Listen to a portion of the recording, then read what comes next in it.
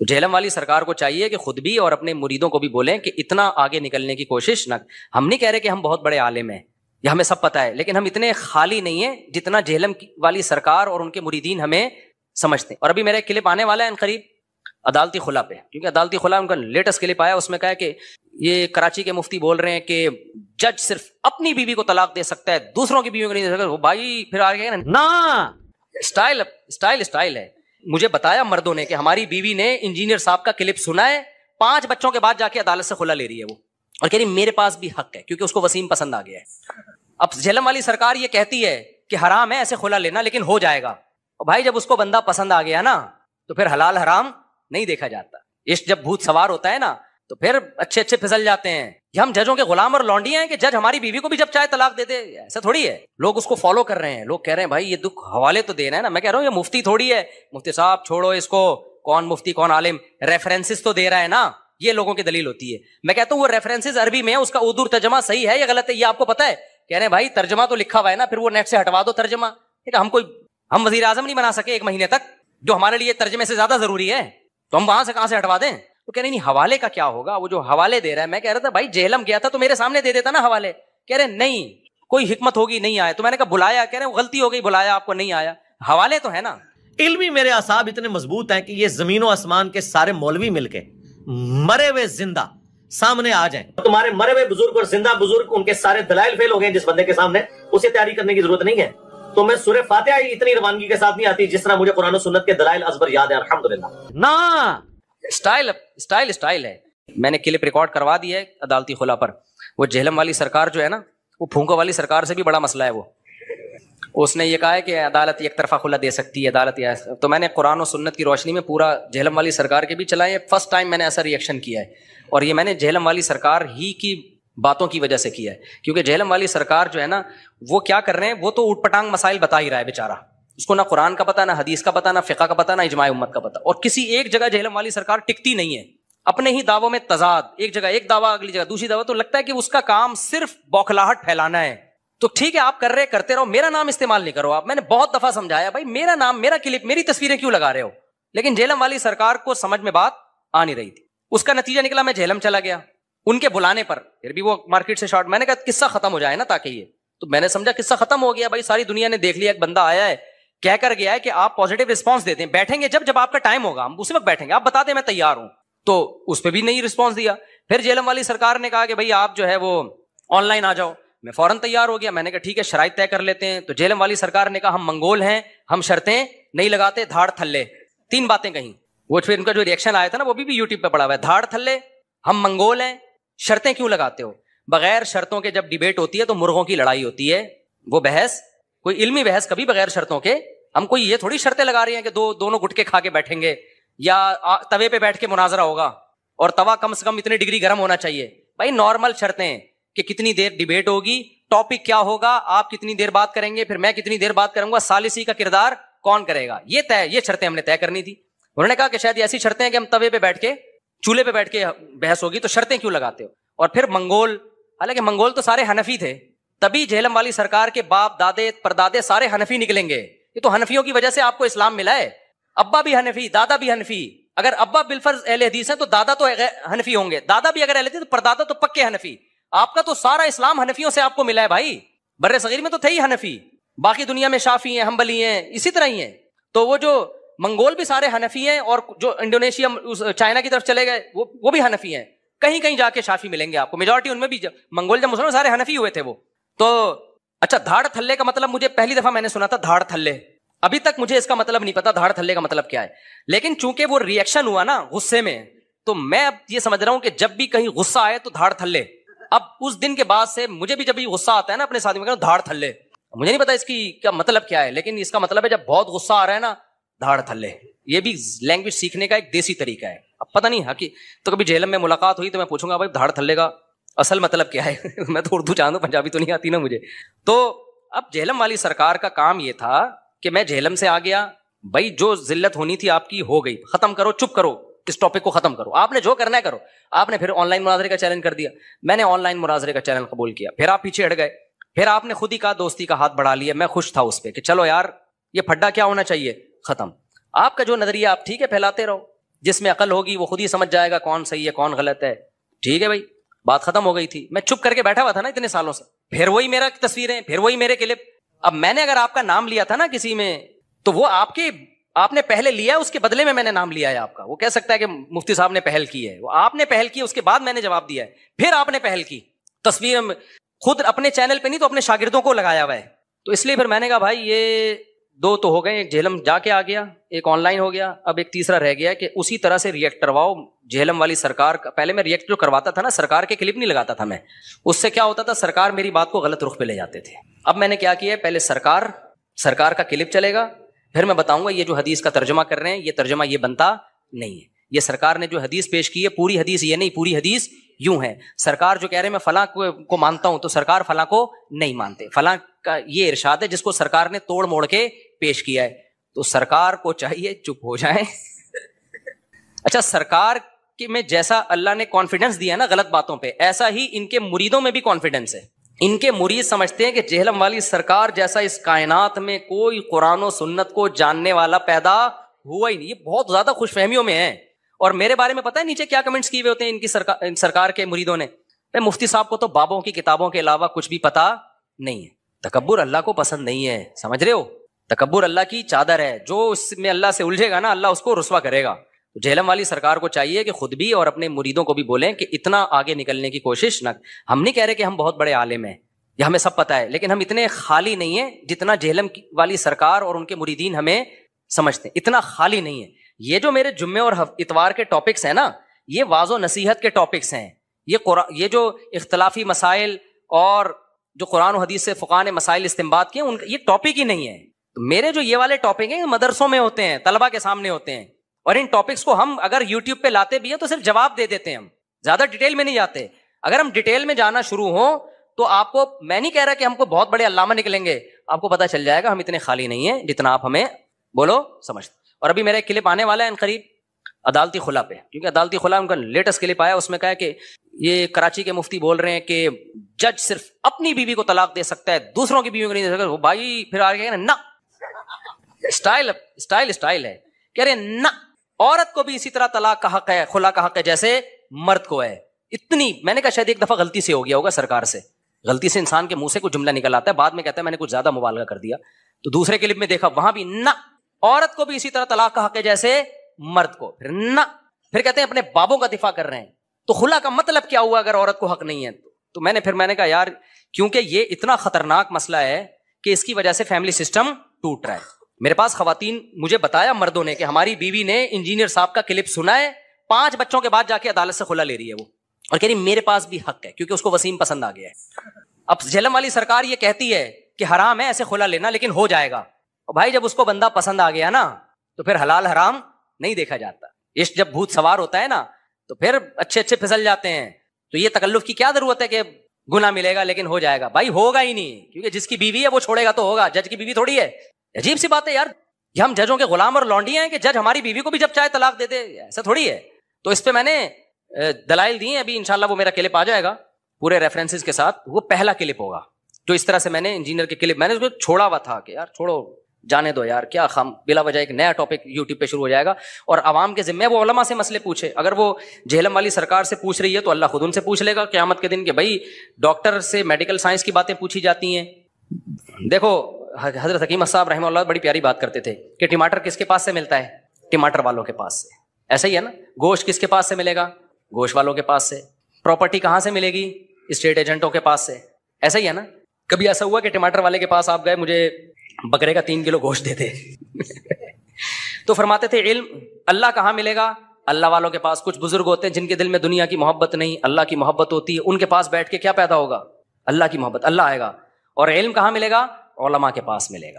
سمجھتے ہو جنہوں نے, اور ان میں ہر ایک پراپر وے میں چل کے نالج حاصل کی ہو تو ہوگا.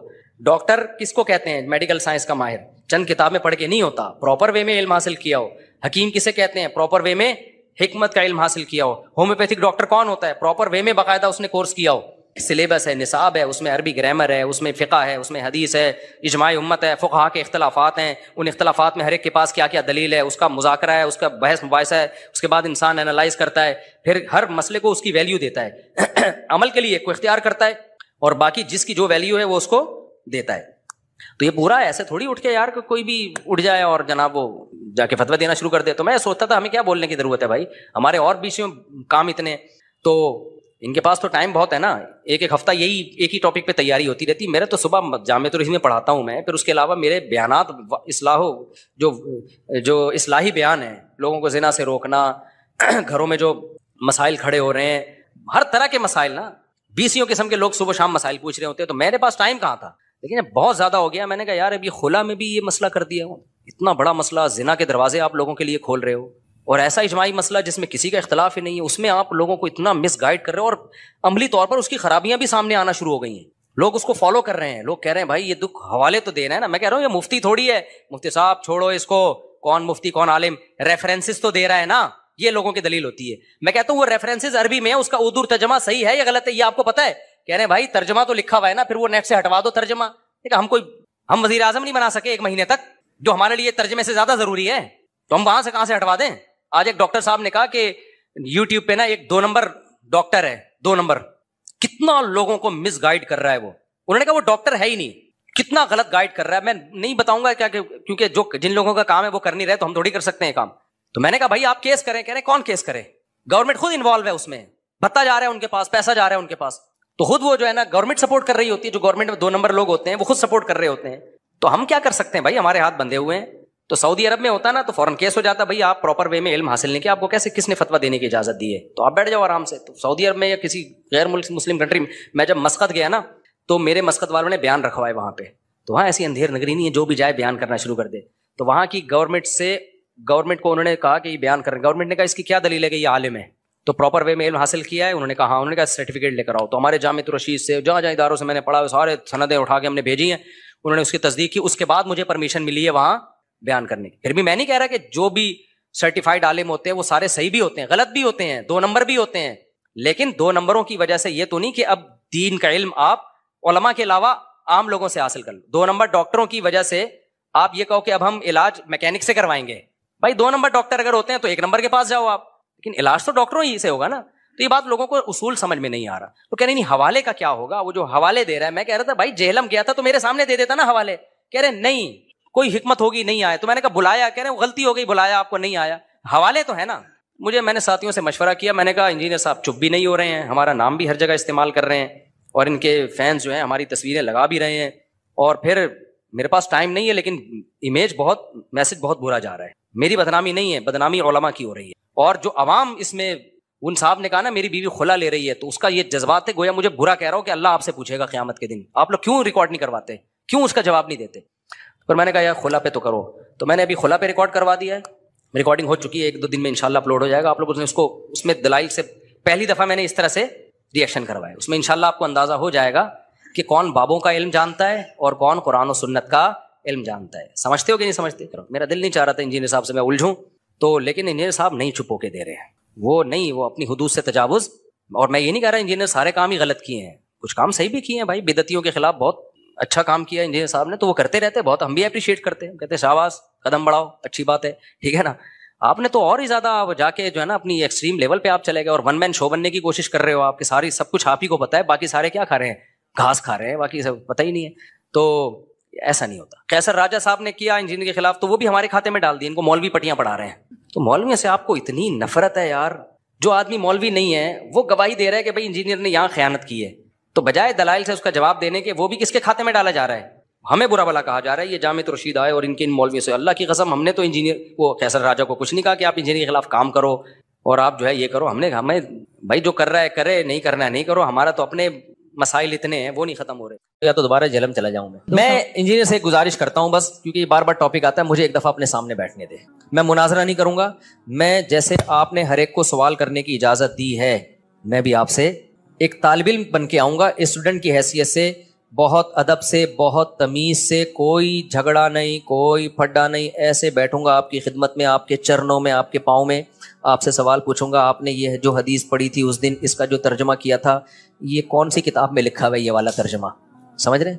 آپ نے جو یہ کہا تھا کہ کسی نے بھی اس حدیث کو صحیح قرار نہیں دیا, تو یہ آپ کو خواب آیا تھا, یہ کسی بزرگ نے کوئی الہام ہوا تھا, فلاں فلاں نے اس کو صحیح قرار دیا ہے, آپ نے کیسے پھینک دی؟ آپ نے جو اس دن یہ کلپ میں فرمایا تھا کہ یہ علماء دیوبند کا گڑھا ہوا عقیدہ ہے، تو یہ تو ہزاروں سال سے یہ عقیدہ چلا آ رہا ہے، تو گڑھا ہوا تو وہ چیز ہوتی ہے جو ایجاد کی ہو. تو یہ آپ نے کیسے بہت لمبی، یعنی بہت تمیز سے نا، پھینکنے کا لفظ نہیں استعمال کروں گا، کہ اتنے سوالات ہیں نا، بے ہوش نہ ہو جائے نا میرا نام بدل دینا، بھاگ جائے گا. وہ پتہ ہے کیا کہتا ہے؟ کلپ بازی کرو. تو کلپ بازی میں پھر یہ ہوتا ہے کہ وہ ایک لمبی بحث چلتی ہے نہ ختم ہونے والی. اس کے بہت سارے، ابھی دیکھو نا کلپ بازی ہوئی ہے نا عدالتی خلا پہ، میں نے اتنا مدلل ریکارڈ کروایا، مان لیا اس نے ایسا پی گیا، ایسا گھما دیا. اس کے اسٹوڈنٹ بھی کہہ رہے ہیں ہاں اس نے تو یہ دعویٰ ہی نہیں کیا. تو اس میں خیانت آسان ہوتی ہے، جب فیس ٹو فیس بیٹھ کے بات ہوتی ہے نا تو پھر بھاگنا بہت مشکل ہوتا ہے. اب یہ عبداللہ بن عباس والی حدیث جو ہے، جابر بن زید کہتے ہیں کہ عبداللہ بن عباس وہ کہتے ہیں میرا خیال یہی ہے کہ ظہر کو مقدم کیا تھا، عصر کو، ظہر کو مؤخر کیا تھا، عصر کو مقدم.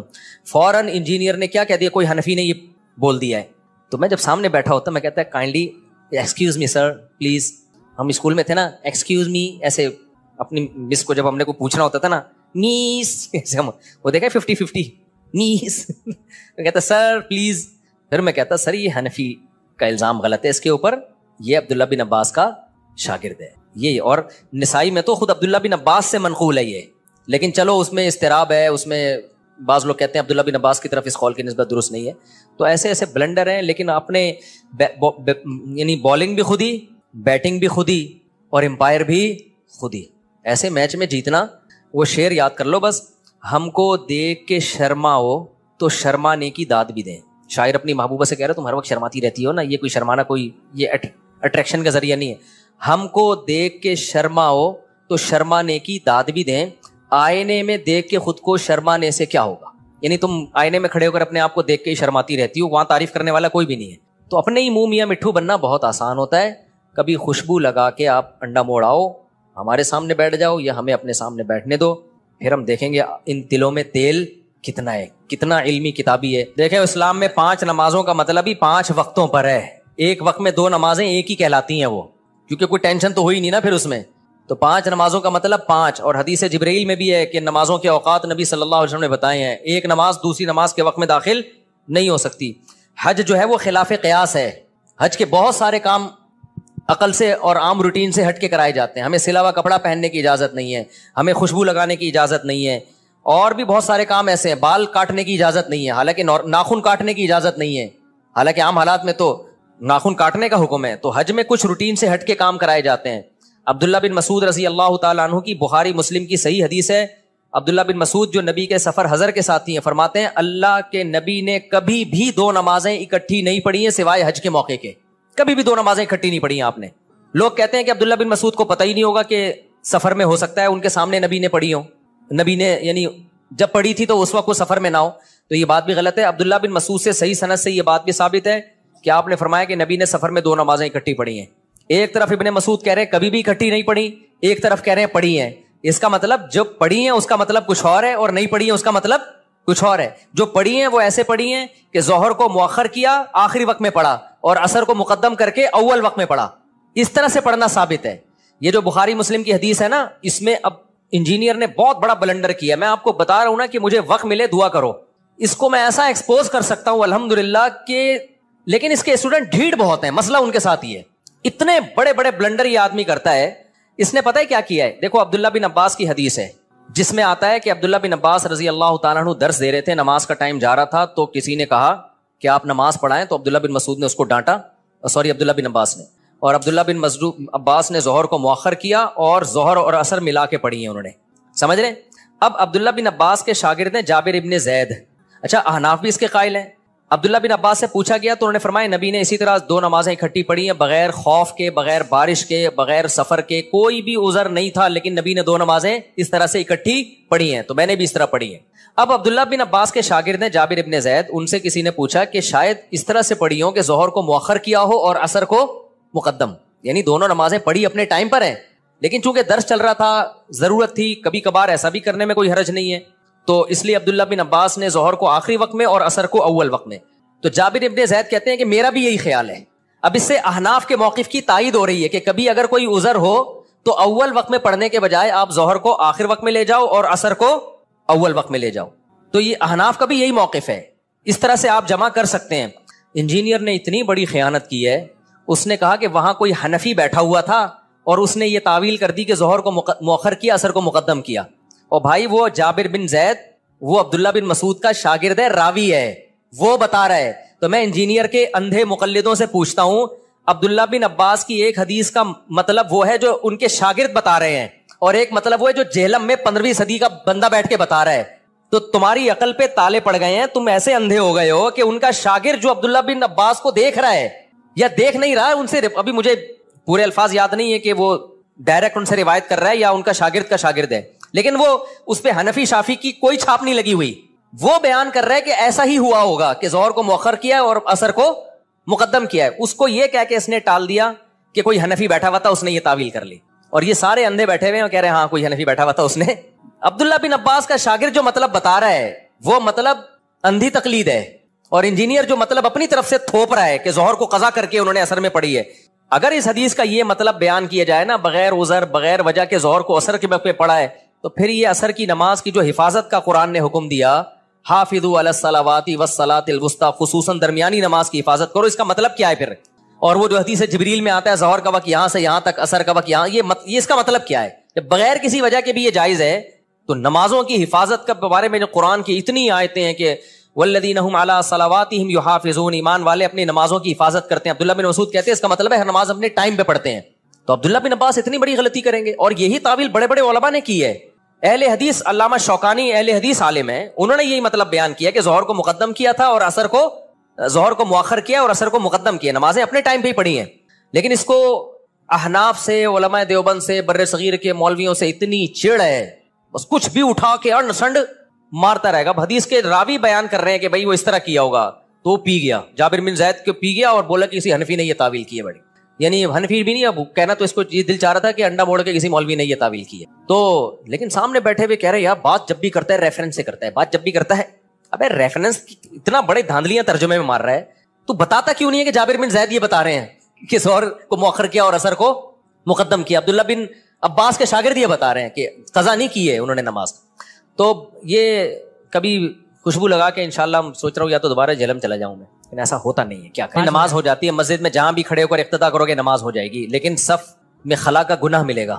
امام یہاں کھڑا ہوا ہے, آپ ادھر کونے میں بھی اقتدا کر لو گے نا, نماز ہو جائے گی, لیکن گناہ ہوگا آپ کو. دیکھو زندگی میں ہی نمازیں قضا ہوتی ہیں, موت کے بعد تھوڑی قضا ہوتی ہیں. جو بھی زندگی میں نمازیں قضا ہو گئی ہیں, ایک نماز کا قضا کرنا اکبر الکبائر ہے, کبیرہ نہیں ہے, اکبر الکبائر. کبائر میں بھی سب سے بڑا گناہ ہے, اتنا بڑا جرم ہے نماز کا قضا کرنا. تو نماز ذمے سے ساقط نہیں ہوتی.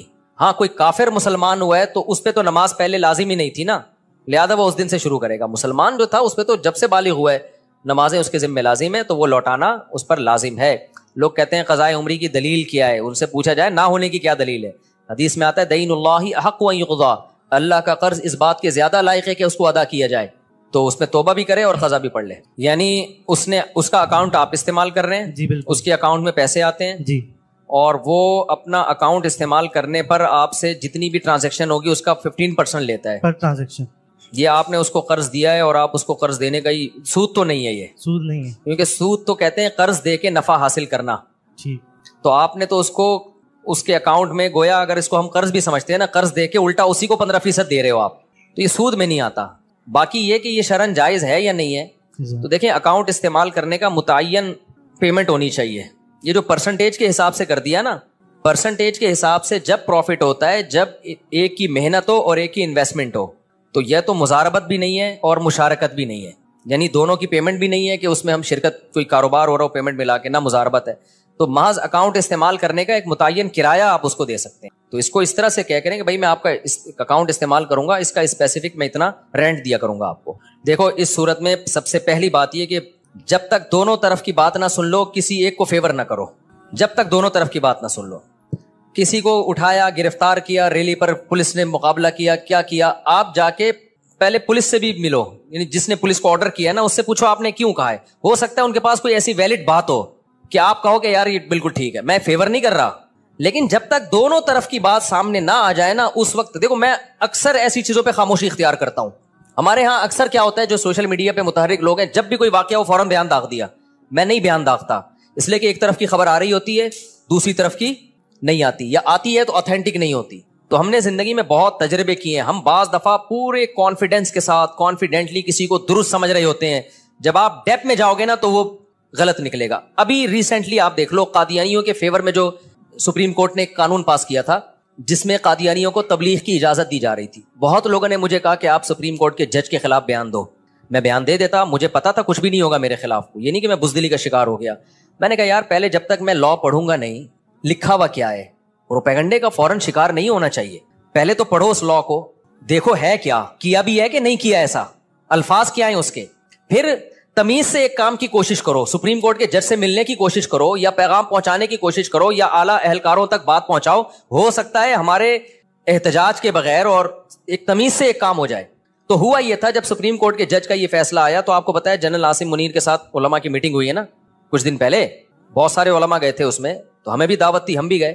تو وہاں علماء نے یہ مسئلہ جنرل عاصم منیر کے سامنے اٹھایا. بریلوی علماء بھی تھے, اہل حدیث بھی تھے, دیوبندی بھی تھے, سب نے شیعہ بھی تھے. یہ مسئلہ اٹھایا کہ سپریم کورٹ نے, جنرل عاصم منیر نے بلایا اس لیے تھا کہ کوئی کسی کو اعتراض ہے, کوئی اشکال ہے تو کرے. تو یہ مسئلہ اٹھایا کہ بھائی یہ سپریم کورٹ نے قادیانیوں کو تبلیغ کی اجازت دے دی ہے. جنرل عاصم منیر نے کہا کہ آپ وہ قانون پڑھیں, اس میں قادیانیوں کو تبلیغ کی اجازت نہیں دی گئی ہے. پھر بھی پڑھنے کے بعد بھی اگر آپ کو کوئی اعتراض ہے تو ہم اس اعتراض کو دور کریں گے. وزیر اعظم صاحب بھی بیٹھے ہوئے تھے. جب اس قانون کو پڑھا گیا تو ہوا یہ تھا کہ اصل جو قانون تھا نا وہ یہ تھا کہ قادیانی اپنے بچوں کو تعلیم, یعنی تعلیم کا لفظ تھا جو اپنے بچوں کے لیے تھا, لیکن اس قانون میں یہ سقم تھا کہ اس سے قادیانی غلط فائدہ اٹھا سکتے تھے. جج کی نیت تبلیغ کی نہیں تھی کہ قادیانیوں کو تبلیغ کی جائے, لیکن ورڈنگ ایسی تھی کہ اس کے دو مطلب نکلتے تھے, اور کل فیوچر میں قادیانی اس تعلیم کے لفظ کو جو اپنے بچوں کو جو پڑھا رہے ہیں نا اس کو بنیاد بنا کر وہ تبلیغ بھی کر سکتے تھے.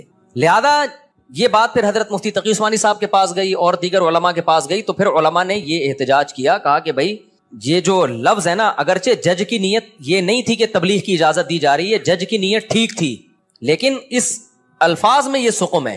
تو بڑے آرام سے کام ہوا. ہمیں پتا چلا کہ جج بھی قادیانیوں کے 100% خلاف ہے. جتنے ہم خلاف ہیں نا, ہم سے زیادہ وہ سپریم کورٹ کے جج خلاف تھا. اس نے فوراً چینج کر دیا اس کو.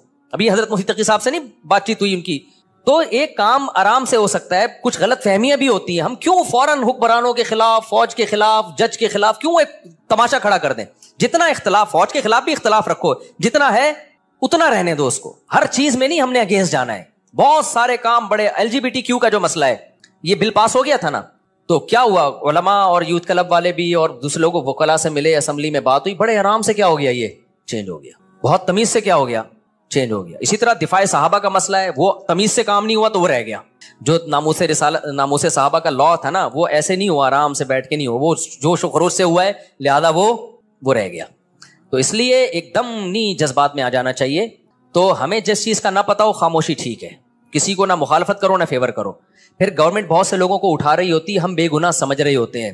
بہت سے بے گناہوں کو بھی اٹھاتی ہے, لیکن بہت سے ایسوں کو اٹھاتی ہے ہم بے گناہ سمجھ رہے ہوتے ہیں, لیکن آپ ان کی ہسٹری میں جاؤ گے تو وہ بے گناہ ہوتے نہیں ہیں. وہ کہیں نہ کہیں کرمنل ایکٹیویٹی میں ہوتے ہیں, ایجنسیوں کے پاس بہت خبریں ہوتی ہیں, لیکن بہرحال ظلم بھی ہوتا ہے. 100% اگر یقینوں کے ظلم ہے پھر یقیناً آواز اٹھانی چاہیے, لیکن 100% ہوتا نہیں ہے. دوسرا, بعض دفعہ گورنمنٹ کے سامنے ایک چیز یہ بھی ہوتی ہے کہ گورنمنٹ کئی محاذوں پہ لڑ نہیں سکتی ہے.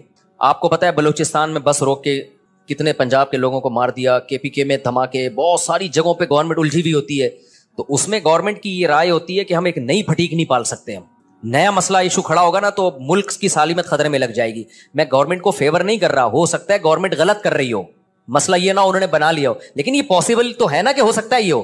تو اس لیے بہت ڈیپتھ میں جا کے جب تک چاروں طرف سے دلائل کے اچھے تجزیے نہ ہو اس تک خاموشی کیا ہے, بہتر ہے. من سمتا نجا, حدیث میں آتا ہے جو خاموش رہ گیا نجات پا جائے گا. جو بولے گا تو پھر اللہ اس سے پوچھے گا کہ کیا دلیل تھی تمہارے پاس. تو سپریم کورٹ کا مسئلہ تھا. اچھا, وہ جو عمران خان کے دور میں ڈیم کے لیے چندہ جمع ہوا ہے, کتنا لوگوں نے ہمیں کہا کہ آپ بھی مفتی صاحب اعلان کریں, پانی پلانے کی اتنی فضیلت ہے, آپ بھی کہیں کہ لوگ چندہ دیں. میں نے کہا نہیں, ٹھیک ہے, ہمیں عمران خان پہ اعتماد تھا کہ وہ کرپٹ نہیں ہے, لیکن میں نے کہا میں چندے کا اعلان کروں, کروڑوں اربوں روپے لوگوں کے چندے کے ڈیم کے لیے ہو جائیں, کل عمران خان کی حکومت گئی.